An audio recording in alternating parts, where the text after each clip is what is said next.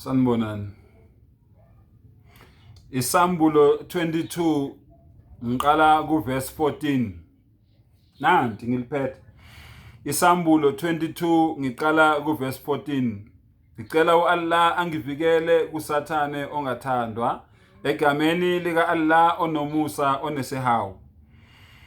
Babusisiwe abahlanza izingubo zabo ukuba bathole ilungelo labo emthini wokuphila, bangene emzini ngamasango. Ngaphandle kukhona izinja nabathakathi nezifebe nababulali nabakhonza izithombe nabo bonke abathanda nabenza amanga.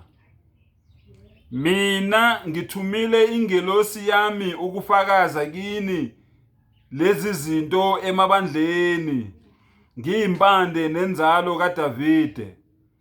Mina Jesu ngithumile ingelosi yami ukufakaza kini lezi zinto emabandleni, ngiyimpande nenzalo kaDavide. Namuza uJesu uthini la? Akasho ukuthi yena uyini, uyimpande kaNkulunkulu. Uyini? Uyimpande nenzalo kaDavide, inkanyezi yokusa ecwebezelayo.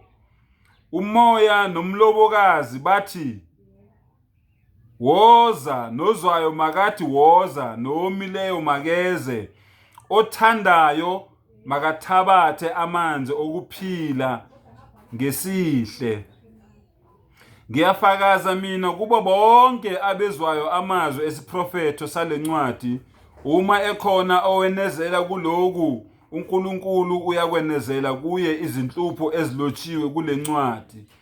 Futhi uma ekhona osusa utho kuwo amazwi encwadi yalesi siprofeto, uNkulunkulu uyakususa isabelo sakhe emthini wokuphila nasemzini ongcwele nakulokhu okulotshiwe kulencwadi. Ofakaza ngalezi zinto uthi yebo, ngiyeza masinyane. Amen. Woza Nkosi Jesu. Umusa weNkosi yethu uJesu Kristu mawube nani nonke. Amen. U18 no19 ukhuluma ngalabantu laba abazenza ongqesa, abayitshela ukuthi bazi iBhayibheli kakhulu ukudlula abanye abantu, abakwazi bona ukuhumusha iBhayibheli ngendlela efunwa yibo. iBhayibheli malithi imbadada noma lithi isicathulo, yena athi isicathulo noma imbadada izono okufanele uyisuse enhlizweni. iBhayibheli mangabe lithi soka, uJesu wasoka ena 8 days ezelwe, bathi hayi akusashiwo ukusoka konyama yejwabu lakho, sekushiwo ukusoka manje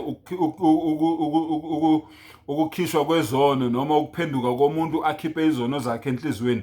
Le ncwadi ke u18 no19 zikhuluma ngabantu abanjalo. iBhayibheli ungalichazi, alidingi ukuchazwa uwe, alibhalwanga uwe, ulikhulume njengoba linjalo. Malikhuluma amanga usho ukuthi linamanga, malikhuluma iqiniso usho ukuthi lineqiniso, malikhuluma inzwabethi usho ukuthi likhuluma inzwabethi, malikhuluma amazwi kaNkulunkulu usho ukuthi likhuluma amazwi kaNkulunkulu, malikhuluma isiprofeto usho ukuthi likhuluma amazwi omprofeti. Hayi ukhulume wena into ethandwa uwe bese uzoloku usikhohlisa la uthi wembulela umoya oyingcwele. Ayikho leyo nto leyo. Lo moya oyingcwele okhuluma ngawo uSathane okutshela leyo nto leyo ukuthi wena usungakwazi wena ukuchaza iBhayibheli. Ubani wena uchaza iBhayibheli? Wawukuphi iBhayibheli malibhalwa? Abalibhali iBhayibheli bake basho ukuthi bacela ukuthi bachazele lona, noma bacela ukuthi wena uqhubeke uchazele abantu. Setshenziswa nje umoya kaSathane udlala ngawe. Ungavumiki ukuthi umoya kaSathane udlale ngawe. Wa akhiru dawana alhamdulillahi rabbil alamin.